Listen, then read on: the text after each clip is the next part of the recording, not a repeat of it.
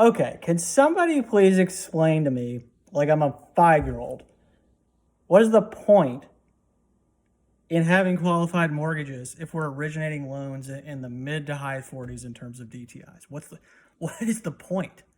I mean, that seems like kind of ass backwards and real dumb, right? I mean, that's a little irresponsible, wouldn't you say? I mean, the reason I bring that up is because that's happening in Nashville, and it was in fact happening even prior to COVID. Yep.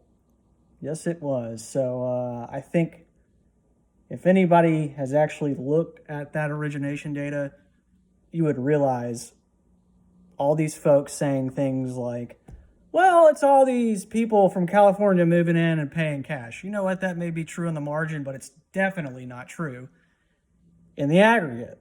So it works until it doesn't, right? We're in a high rate environment, and this thing unwinds when you have job loss, right? I mean, if you want to keep it really simple, stupid,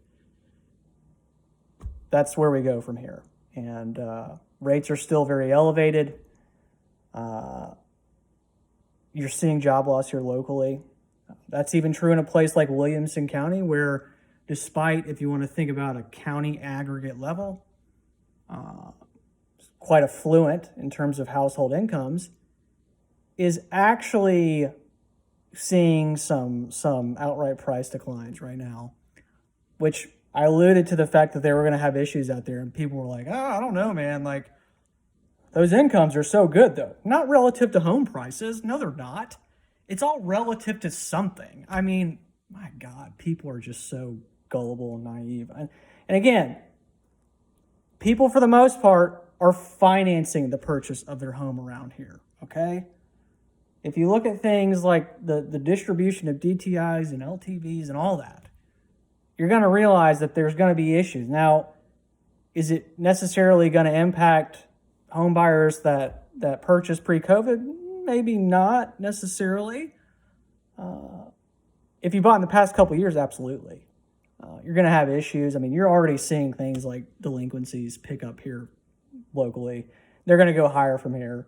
And stuff like inventory for sale is going to go a lot higher from here because we've just built too much and there's too much structural supply. It's just simply an allocation issue. And there's just been an unbelievable amount of hand-holding this cycle that has made things look better than it really is. But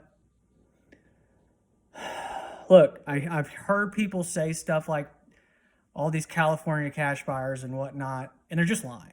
I'm a no-nonsense guy. And I've looked at that information, and it's just objectively false, and it doesn't matter where you land on the issue. It either is or it isn't. So, God, these bullshitters, man.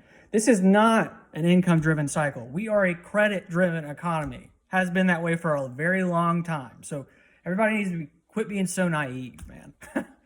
It's the entire real estate industry, broadly speaking, and yes, there are some good people in that business, okay, is pretty much just grift, right? And they have pumped home prices for so long that people have just forgotten that math is a real thing that actually matters, and it matters right now, right? So do with that what you will, but man, I think you would be pretty furious if you saw that origination data, right? It's not all unicorns and rainbows. People are just lying their ass off to protect their jobs. That's it.